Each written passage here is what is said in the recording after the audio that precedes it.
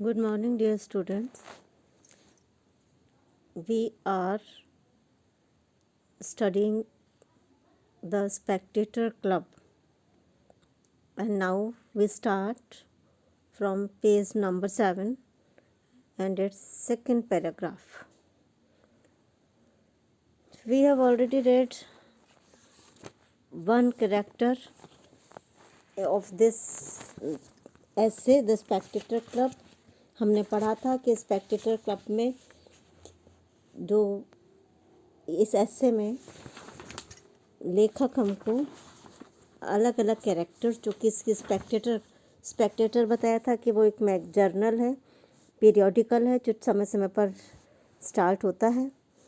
और उसी के क्रम में हमने पहला जो कैरेक्टर किया था वो था sir Roger de Coverley, and now it is the second character.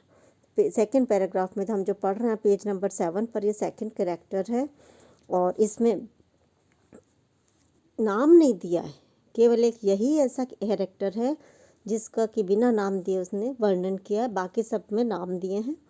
तो अब हम स्टार्ट करते हैं। The gentleman next in esteem and authority among us is another bachelor who is a member of the inner temple, a man of great probity, wit, and understanding, but he has chosen his place of residence rather to obey the direction of an old humorsome father than in pursuit of his own inclination. अब start करते हैं। The gentleman, दूसरा जो सज्जन है, next in esteem, esteem means regard में, सम्मान में, and authority मतलब कमांड में, जो उसका अधिकार, जो उसका रॉब है या जो उसका अधिकृत प्लेस है उसमें।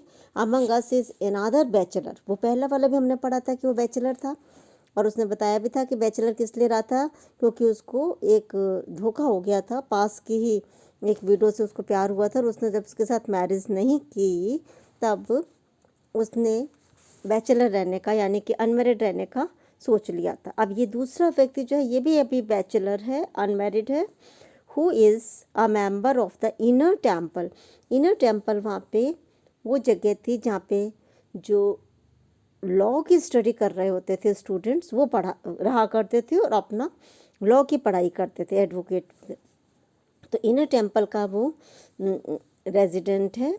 A man of great probity, probity मतलब ग्रेट ऑनेस्टी, इंटेग्रिटी बहुत ही ईमानदारी का, विट मतलब बुद्धि का, एंड अंडरस्टैंडिंग अच्छी समझ का व्यक्ति था वो। But he has chosen his place of residence, residence मतलब होता है रहना, तो उसने चुना था, चोजन यानी कि चुना था, हिज प्लेस ऑफ रेजिडेंस अपने रहने का स्थान को, rather to obey the direction of an old humoursome father. Humoursome मतलब होता है सन की। तो ये जो स्थान था उसने अपनी इच्छा से नहीं चुना था, मतलब लॉ पर स्थान नहीं चुना था, यानी कि जिस लॉ की वह स्टडी कर रहा था वो उसने अपनी इच्छा से नहीं चुना था, बल्कि अपने एक सन की पिता की कमांड को, इन को डायरेक्शन मतलब आदेशों को पूरा करने के लिए उसने इस स्थान पर रहा था। मतलब कहने का कि उसके पिता सन की व्यक्ति थे जो ज़बरदस्ती अपने पुत्र को वकील बनाना चाहते थे और इसीलिए उन्होंने उसको लॉ की स्टडी करने का फोर्स डाला और इसलिए उसने इस स्थान को चुना था, यानी कि पढ़ाई शुरू कर दी थी। Then in pursuit of his own inclination, inclination मतलब होता है अपने शौक़, अपने रुझान, अपने इच्छाओं को पूरी करने के बजाय अपने सन की फादर की इच्छाओं को पूरा करने के लिए ही उसने ये स्टडी या ये क्षेत्र या ये स्थान चुना था। अब he was placed there to study the laws of the land and is the most learned of any of the house in those of the states. उसकी इंटरेस्ट काय में है? साहित्य में, नाटक में, जो मंचन होते हैं स्टेज पर।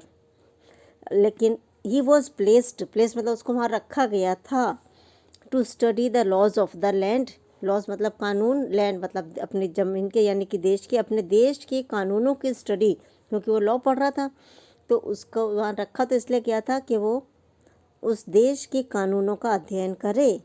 लेकिन एंड इज़ मोस्ट लर्नेड, लेकिन सबसे ज़्यादा वो विद्वान है, of any of the house, इस मकान, इस जगह पर रहने वालों में से, in those of the states, those मतलब those laws of the states, मतलब क्योंकि उसका इंटरेस्ट नहीं है कानूनों में उसका इंटरेस्ट है स्टेज के क्या कानून है, मतलब कि नाटक के क्या नियम कायदे होते हैं, नाटक किस प्रकार से लिखे जाने चाहिए, किस प्रकार से पात्र होने चाहिए, किस प्रकार के नायक होने चाहिए, ये सब कानूनों की उसकी स्टडी है, क्योंकि उसका इंटरेस्ट उसमें है। Aristotle and Longinus are much better understood by him than Littleton और कोक। अब एरिस्टोटल जो था वो ग्रीक फिलोसोफर था, और उसने यहाँ पे रेफरेंस पोइटिक्स से है, जिसमें उसने अलग अलग प्रकार के चीज़ों को डिस्कस किया कि एक ट्रेजेडी कैसी होनी चाहिए, कॉमेडी कैसी होनी चाहिए, ट्रेजेडी का इम्पॉर्टेंट पार्ट कौन से होने चाहिए, हीरो कैसे होने चाहिए, इसी प्रकार से कॉमेडी किस प्रकार से होनी चाहिए। तो और लॉन्जाइनस ने का जो बुक है वो है ऑन द सबलाइम। इन दोनों ने साहित्य के, नाटक की कलाकृतियों की रचनाओं के नियमों के बारे में विस्तार से वर्णन किया है।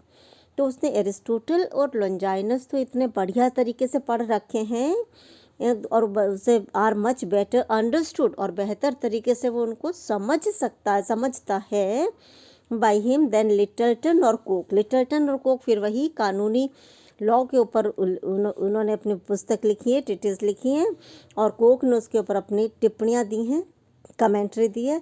तो लिटलटन और कोक को वो इतनी अच्छी तरह से नहीं समझता है कानूनी पुस्तकों को, कानूनी लेखकों को, जितना कि वह नाटक के लेखकों को और आलोचकों को अच्छा समझता है। द फादर कौन सा, उसके खुद के जो पिता हैं वो ये सोचते हैं कि उनका पुत्र कानून पढ़ रहा है, इसलिए वो सेंड्स अप, मतलब वो भेजते हैं एवरी पोस्ट यानी कि प्रत्येक डाक से क्वेश्चंस, प्रश्न रिलेटिंग मतलब होता है संबंधित होते हैं, marriage articles, लीजेस in tenures in the neighbourhood, मतलब उसके पिता गांव में रह रहे हैं और उनके नेबरहुड में, अड़ोस पड़ोस में जब भी कभी इस प्रकार के कोई प्रॉब्लम्स, क्वेश्चंस अराइज होते हैं, उठते हैं, उदाहरण के लिए मैरिज आर्टिकल्स होते हैं, वो कानून जो कि किसी व्यक्ति की प्रॉपर्टी के बारे में होते हैं, जो शादी करने वाला होता है उससे पहले उसकी कितनी प्रॉपर्टी है।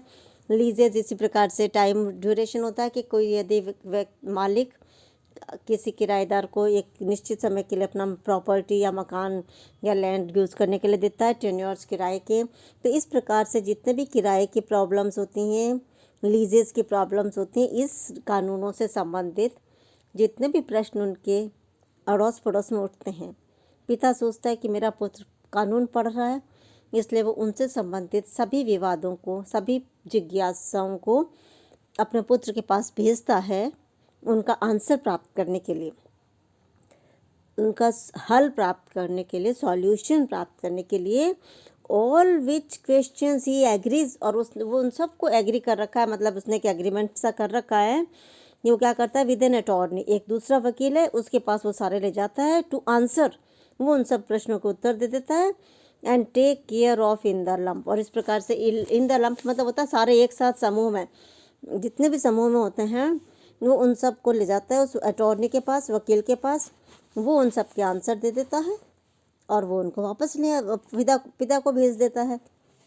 इस प्रकार से पढ़ तो वो रहा है यहाँ पे कानून, देश का कानून, लेकिन वो उसका इंटरेस्ट नाटक इत्यादि में है, साहित्य में, इसलिए वो यहाँ पे रहते हुए भी साहित्य ही पढ़ता है, नाटक ही देखता है, नाटक के नियमों की ज़्यादा जानकारी रखता है। तो he is studying the patience themselves, वो भावनाओं का, क्योंकि नाटक में भावनाएं होती हैं, वो भावनाओं का अध्ययन कर रहा है।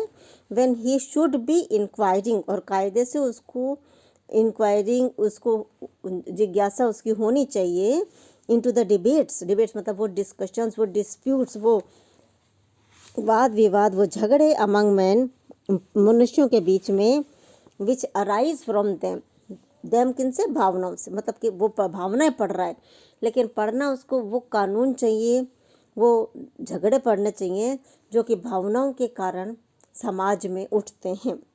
ही knows the argument of each of the orations of Demosthenes and Tully, but not in one case in the reports of our town courts. कह रहे हैं कि जो ओरेशन होते हैं, भाषा शास्त्र, वक्ता, जो बोलने की कला है, तो इसमें वो जितने भी आर्ग्यूमेंट डेमोस्थेनस और टली ने दिए हैं, ग्रेट ग्रीक राइटर्स ने दिए हैं, उनको तो वो बेहतर तरीके से समझता है, लेकिन जो कोर्ट की रिपोर्ट्स हैं उनमें से वो एक का भी ढंग से नहीं समझ पाता है। नेक्स्ट वीडियो में करेंगे। Thank you.